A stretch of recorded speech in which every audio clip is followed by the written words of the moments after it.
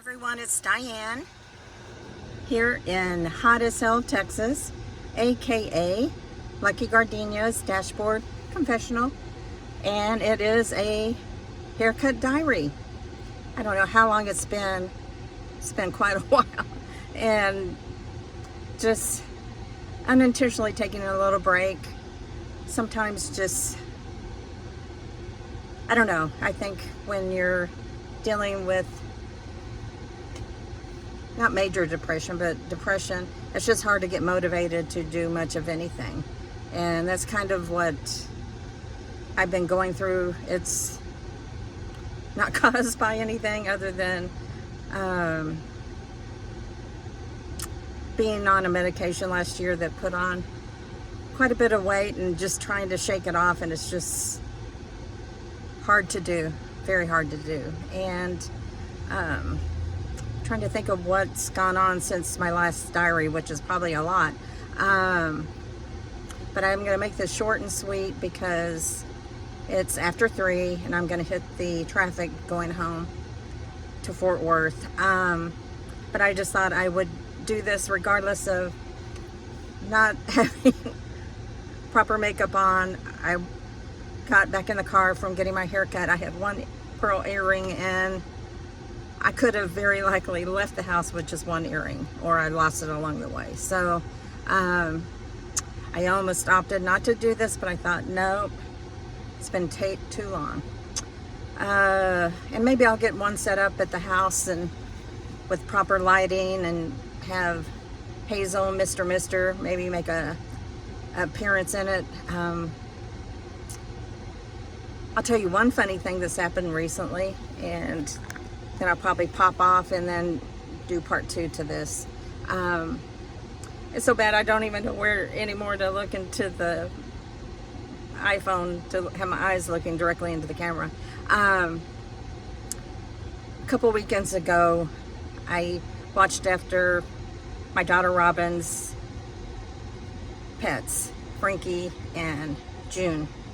And when I went there, on the first day, I had seen that Isabella had been using I had given her some sidewalk chalk, and she had drawn all this beautiful drawings, and over the weekend, it had rained. So I'd left Robin a message that unfortunately they're going to get back and all her beautiful drawings would be gone off the porch. So I was leaving for the last time because they were coming home that day. I thought, I'll just write a little surprise something. And I just wrote, Grandma Birdie loves Isabella, with 2 hearts. And I took a picture of it and ended up putting, of course I'm wearing Converse, so I had my feet showing in the picture. And so late at night, they're finally getting home, and I'm like, have y'all seen what I left on the porch? And Robin's like, well, we're not really home yet, I'll let you know. So they got there, and she said that Isabella just loved it. She said, is this for me? And I said, Robin, I'd love to have a picture of Isabella by it. And so I sent her the picture so they could have it. It wasn't great lighting when I took the picture. There were shadows. But she showed it to Isabella, and she's like, how'd she do that? And I don't know if she meant, did Grandma Birdie just come on the porch and take that picture now, or like a time concept, or how did I get my feet in the picture? I'm not sure, but I thought it was funny. So I asked Robin, it's like, Robin, can you take a picture with Isabella and what I'd written to her? And so they sent me 2 pictures. So I will upload it to my Instagram and Facebook, and so you can see what I'm talking about. But it's just, that's the sweetness of having a sweet granddaughter, is just how they see the world and things that we forget. You know, of course, we know how time goes and how you can take a picture in this moment in time, and that's a concept that probably a 3.5-year-old doesn't quite grasp yet, although Isabella is very advanced and such a sweetheart. And the other thing during the Olympic tryouts for gymnastics, Jennifer was a state champion in gymnastics, so we're always reminding each other when it's on TV. So Isabella was watching it, and the first thing that she said to Robin is she was just mesmerized. And she said, "Is there someone who can teach me how to do that?"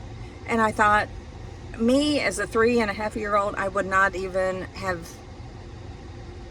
known to ask that or thought to ask that. And I thought, she is just, at least in my mind, and I haven't been around a lot of small children, but she just seems so ahead of her age, and just a sweetheart. And I said, well, she needs to talk to Jen, Aunt Jen. She calls her Juju, because she was Olympic. She went to pre-Olympic trials, screening. So anyway, but after watching this Olympics, and I'm loving the gymnastics, and Simone Biles coming back, and I just thought Jennifer dropped out when she went into junior high. And after hearing all the timeline of when all the horrible verbal, emotional abuse was going on in gymnastics at a national level, and then the doctor that was convicted of being a sexual predator with these girls, basically. It's like, I am so glad that Jennifer, even though her immense talent could have done it, that she was not at that level where she would have ever crossed that doctor's path, because he was involved with all the gymnasts, and it went on for years. It was horrible. There's a documentary on Netflix, so it's upsetting, but I found it very enlightening, and it just made me very thankful that Jennifer on her own made the decision. She was done with gymnastics, and now I am so, that was such a blessing that she pulled out at that time. And if you're gonna pull out at the top of your game. Anyway, I'm gonna head home. It's hot. The dogs are gonna be waiting for me, and I may post some pictures. I've been trying to keep the plants alive, and having a bit of trouble with the grass underneath this huge oak tree in the front yard. Is just bare, and I probably need to reseed it, but heck, we're almost in August, and I cannot wait for fall, for it to cool down. I would love to get my house where I would be comfortable with people coming over and do game nights and sit around the fire pit and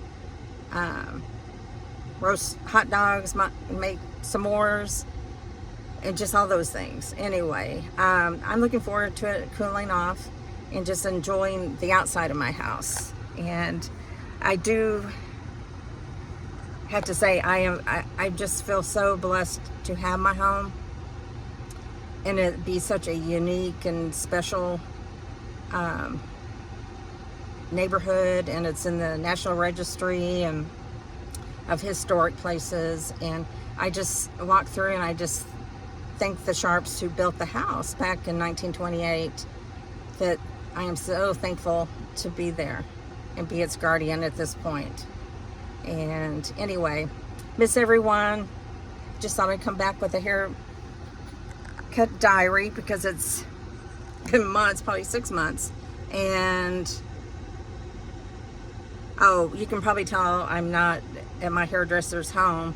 She used to cut hair at her home for her long-term clients that she felt comfortable with, and she would go to a salon. And one day I drove up, and it's like a premonition just hit me. It's like, she's not going to be living here in the near future. I just knew it. And I found out that day that she was moving, and the next appointment would be at the studio. And it's like, wow, I really need to tune in to those little thoughts that cross your mind, because I may be more intuitive than what I even know. But I do try to listen to myself, and if I feel like things are not going right and I'm trying to get somewhere, and it's optional that I go or not go, and I'm getting that weird feeling I don't go, or I feel like go this other path to get to the same place because just some odd feeling, I go with it because I know someone up there is getting the point across that it's safer to do something else. So I'd love to know your experiences with that, and what are you watching on TV? I have not been following the Cowboys this off season. I'm somewhat upset that they haven't re-signed Dak, and I'm waiting to see what they do with McCarthy. I love both those individuals, and if they end up going to other teams, I will watch that team. I've been following the WNBA now that Caitlin Clark's in it, and she is just so exciting, and getting to see her in her first game, even though it was a preseason game, here with the Dallas Wings, to see the first time with the WNBA jersey on and her hitting the court. That was just one of those memories that are precious, and she is just already phenomenal. She was snubbed by the Olympic Committee, which was very political, and I'll probably talk about that more later, but so I am boycotting watching the women's basketball at the Olympics. I know it's petty, but the coach doesn't seem to care about the fans, or she is very anti-Caitlin, and it's just so biased against Caitlin. I just thought it was horrendous. So we do what we can. Anyway, I don't know if I said Elvis is in the building, but he is. I it's been so long and my arm's about to die. Anyway, love you guys. Those that have not unsubscribed, thank you. If you have any friends that want to watch